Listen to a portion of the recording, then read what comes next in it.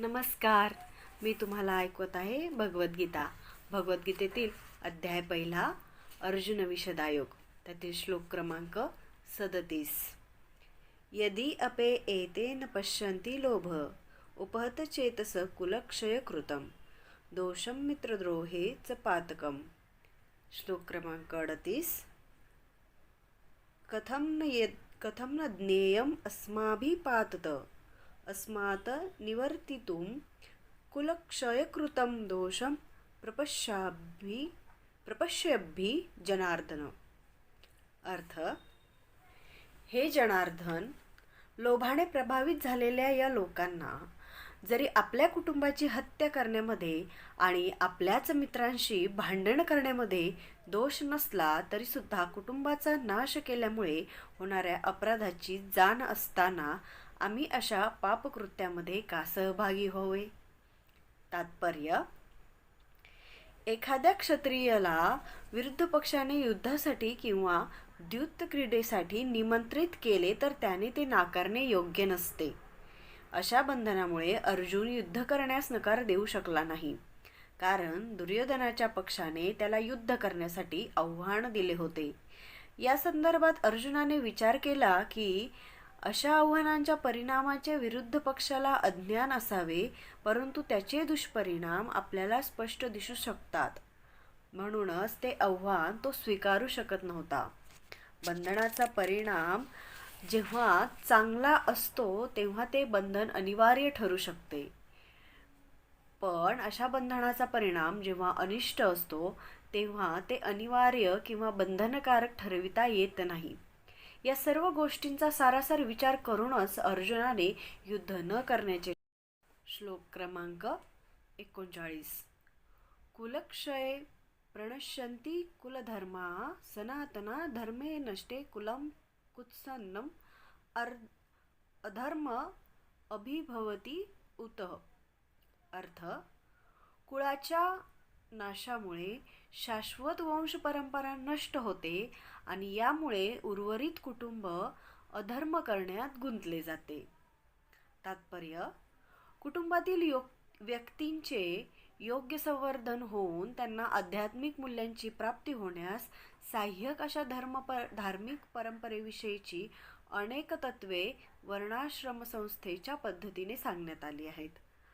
जन्मापासून ते मृत्यूपर्यंत होणाऱ्या सर्व पवित्र संस्कारांचे दायित्व कुटुंबातील वरिष्ठ व्यक्तींवर असते. पण अशा ज्येष्ठ व्यक्तींच्या मृत्यूमुळे कुटुंबातील वंश परंपरागत संस्कार नष्ट होतात आणि यामुळे कुटुंबातील तरुण सदस्य अधार्मिक गोष्टी करण्यास प्रवृत्त होऊ शकतात आणि आपल्या आध्यात्मिक मुक्तीची संधीही गमावू शकतात. म्हणून कोणत्याही कारणासाठी कुटुंबातील ज्येष्ठ व्यक्तींची हत्या होऊ देऊ नये.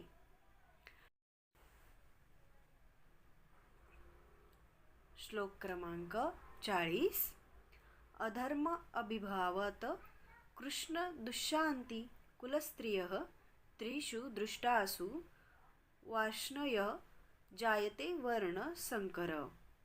अर्थ: हे कृष्णा, कुळामध्ये जेव्हा अधर्माचे प्राबल्य होते तेव्हा कुळातील स्त्रिया दूषित होतात आणि याप्रमाणे स्त्री जातीचे पतन झाल्यामुळे हे ऋषी वंशजा अवंचित संतती उत्पन्न होते.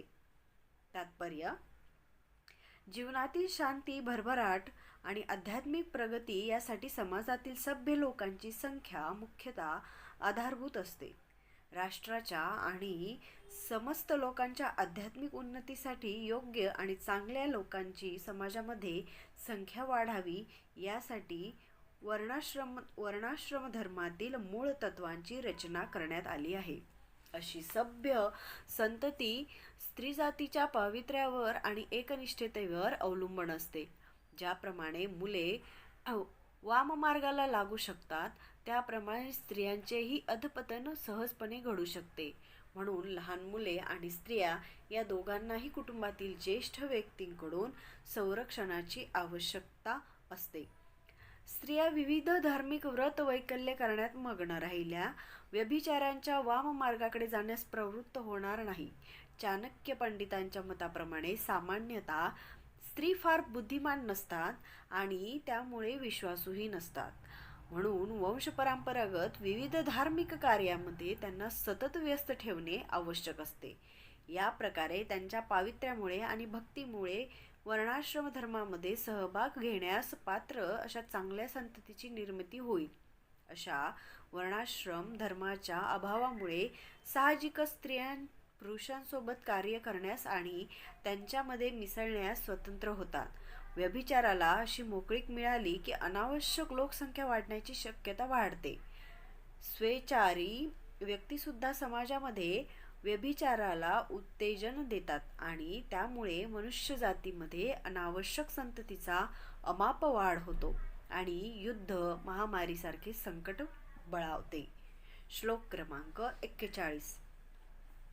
संकर नरकाय एव कुलज्ञानां कुलस्य च पतन्ति पितर हि येषां प्लुप्तपिंड उदक क्रिया. अर्थ: अनावश्यक संततीच्या वाढीमुळे कुळासाठी तसेच कुळ परंपरा नष्ट करण्यासाठी निश्चित नरकमय परिस्थिती निर्माण होते. अशा भ्रष्ट कुळातील पूर्वजांचे पतन होते, कारण यांना अन्न अथवा पिंड आणि जल अर्पणाची क्रिया पूर्णपणे थांबते. तात्पर्य: सकाम कर्माच्या विविधानुसार कुळातील पूर्वजांना ठराविक वेळी जल आणि पिंडदान करणे आवश्यक असते. विष्णू पूजेने ही अर्पण क्रिया सिद्ध होते, कारण श्री विष्णूंना अर्पण केलेला नैवेद्य नंतर प्रसाद म्हणून खाल्ल्याने मनुष्याचे सर्व प्रकारच्या पाप मार्गातून उद्धार होतो. कधीकधी विविध प्रकारच्या पापकर्मामुळे पूर्वज दुःख भोगत असतात आणि कधीतरी त्यांच्यापैकी काही जण स्थूल भौतिक शरीराची प्राप्ती करू शकत नाहीत आणि यामुळे त्यांना सूक्ष्म शरीरामध्ये भूतपिशाच म्हणून राहणे भाग पडते. म्हणून वंशज जेव्हा प्रसादरूपी अन्न आपल्या पूर्वजांना अर्पण करतात, तेव्हा पूर्वजांची दुःखमय अशा भूतपिशाच योनीतून किंवा कष्टमय जीवनातून मुक्तता होते. अशा प्रकारे आपल्या पूर्वजांना सहाय्य करणे ही वंश परंपरा असते.